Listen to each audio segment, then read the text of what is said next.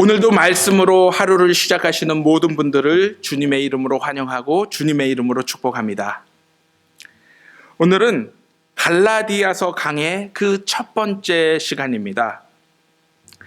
갈라디아서는 바울이 갈라디아 교회 교인들에게 보낸 편지로서 기독교의 중요한 뼈대가 되는 말씀이 담겨 있습니다. 그래서 갈라디아 말씀에 깊이 감동받은 종교개혁자 마틴 루터는 자신은 이 책과 결혼을 하였다라고 말하기도 했으며, 몇몇 신학자들은 이러한 루터의 갈라디아서 이해로 인하여 개신교가 출발하였다라고 평가하고 있습니다. 작은 로마서라 불리는 갈라디아서는 이후 바울이 좀 더 체계적이고 논리적으로 기독교를 소개하는 로마서 지필에 지대한 영향을 주게 되었습니다. 후에 감리교의 창시자인 존 웨슬리는 루터의 로마서 서문을 읽고 마음이 뜨거워지는 올더스 게이트 회심을 하게 되었습니다.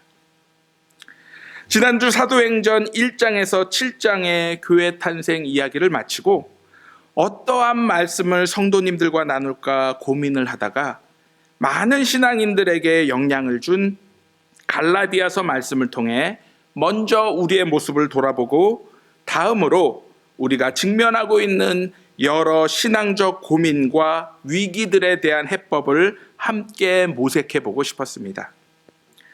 앞으로 14번 있을 갈라디아서 강해에 적극적으로 참여해 주셔서 함께 은혜를 나누는 귀한 시간이 되기를 소망합니다.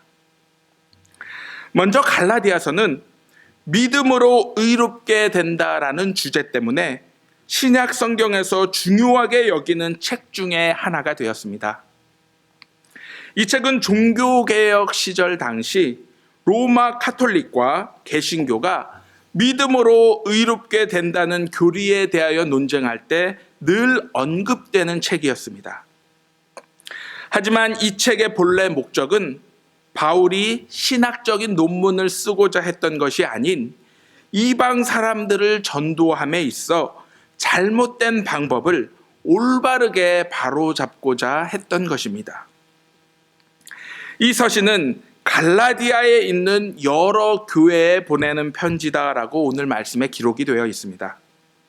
하지만 이 갈라디아 사람들이 어디에 위치해 있는 사람들인지에 대해서는 아직까지도 명확하지는 않습니다. 그럼에도 불구하고 이 말씀은 어떠한 상황과 환경에 있든 상관없이 모든 그리스도인들의 말과 행동이 과연 복음을 따르는 삶인지 진지하게 질문하고 있습니다. 그러므로 이 말씀은 과거 갈라디아 교회 교인들만이 아닌 지금 우리를 향한 경고의 말씀도 되고 있는 것입니다. 제일 먼저 사도 바울은 오늘 본문 말씀 서두에서 자신의 사도직이 교회와 같은 인간 공동체에 의해서 위임을 받거나 혹은 어떤 사람의 중개로부터 말미암은 것이 아닌 오직 예수 그리스도와 그 예수님을 살리신 하나님 아버지께로부터 왔다라는 것을 강조하고 있습니다. 여기서 사도의 어원인 아포스톨로스는 어떤 특별한 임무를 수행하도록 모든 권력을 위임받아 보내진 대리인이란 뜻으로서 원래는 사절 혹은 특사와 같은 외교적 의미로 사용이 되었고 종교적 의미로는 거의 사용이 되지 않았습니다. 하지만 초기 기독교 공동체에서는 다른 제자들과 예수 그리스도의 중요한 12 제자들을 구분하기 위해서 처음 사도라는 용어를 사용하기 시작했습니다.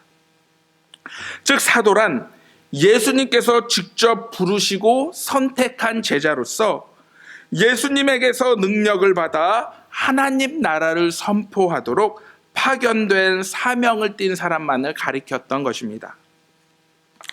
여기서 바울이 자신을 사도로 언급한 이유는 당시 교회에서 예수님의 12 제자만을 전통적으로 인정했기 때문입니다.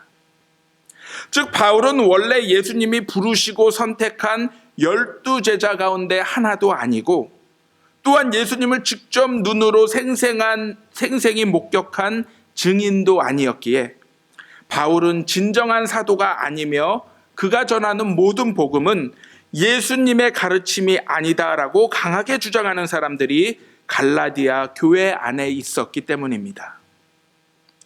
이에 대한 대답으로 사도 바울은 오늘 말씀에서 가장 먼저 부활하신 예수 그리스도의 만남을 통해 직접 사도직을 위임받았음을 선포하고 있습니다. 한 걸음 더 나아가 사도 바울은 그리스도의 부활을 하나님이 행하신 일로 돌림으로써 그 사도직의 궁극적인 원천이 그 그리스도를 부활시킨 하나님께 있음을 강하게 말씀하고 있었던 것입니다. 그렇기 때문에 사도인 자신이 전하는 복음이 거짓이 아닌 올바른 복음임을 강조하고자 했던 것입니다. 그 후 사도 바울은 자신을 사도로 불러주신 우리 아버지 하나님과 주 예수 그리스도께서 내려주시는 은혜와 평강으로 문안 인사를 합니다. 여기서 은혜와 평강은 바울의 독특한 문안 인사 형식으로서 메시아의 축복에 참여함을 의미합니다. 즉 사도 바울에게 있어서 은혜는 과거 이 땅에서 예수 그리스도를 통해 보여주신 하나님의 구원행위 전체를 종합하여 표현하는 개념이고, 평강은 온전함을 뜻하는 히브리어 샬롬에서 유래한 단어로서 물질적, 영적 번영과 안녕, 그리고 행복을 지칭했습니다. 한마디로 사도 바울은 과거 예언자들이 새로운 메시아가 도래할 시대에만 누릴 수 있다고 예언한 은혜와 평강을 지금 부활하신 예수님을 메시아로 인정하는 모든 사람들과 함께 누리길 원했던 것입니다. 다음으로 바울은 예수 그리스도께서 하나님의 뜻을 따라 우리를 이 악한 세대에서 건져내시려고 우리 죄를 위해 당신 자신을 내어주셨음을 말씀합니다. 당시 유대교에서는 현세와 내세를 철저히 구분하여 강조하였습니다. 즉 현세는 사탄에 의해 지배되는 악한 세상이고, 내세는 하나님이 다스리는 선한 세상이라는 이분법적 사고였습니다.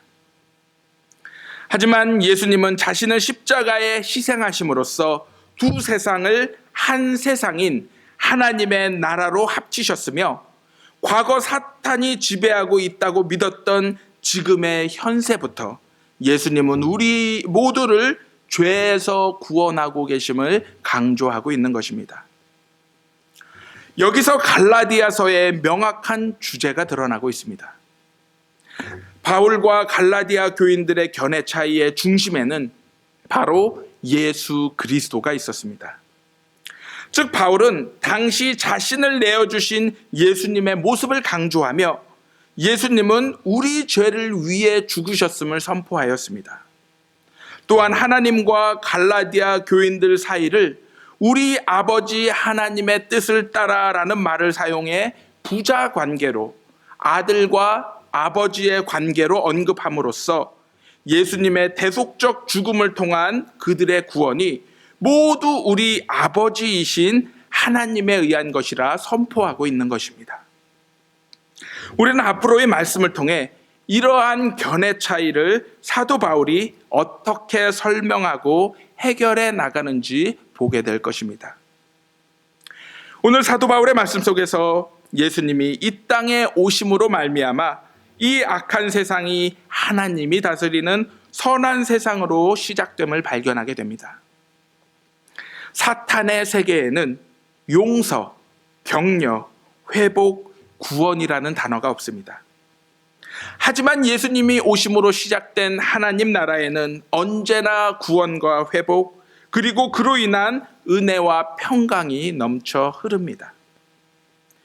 우리가 잘 아는 요한복음 3장 16절 말씀에는 하나님이 독생자 예수 그리스도를 이 땅에 보내주신 이유가 잘 드러나 있습니다. 하나님이 세상을 이처럼 사랑하사 독생자를 주셨으니 이는 그를 믿는 자마다 멸망하지 않고 영생을 얻게 하려 하심이라. 우리를 향하신 하나님의 결론은 멸망이 아니라 영생이요, 저주가 아니라 은혜와 평강이요, 심판이 아니라 구원이라는 사실을 오늘 아침 기억하시기 원합니다. 또한 하나님의 말씀은 끊임없이 우리에게 생생히 다가오고 있습니다.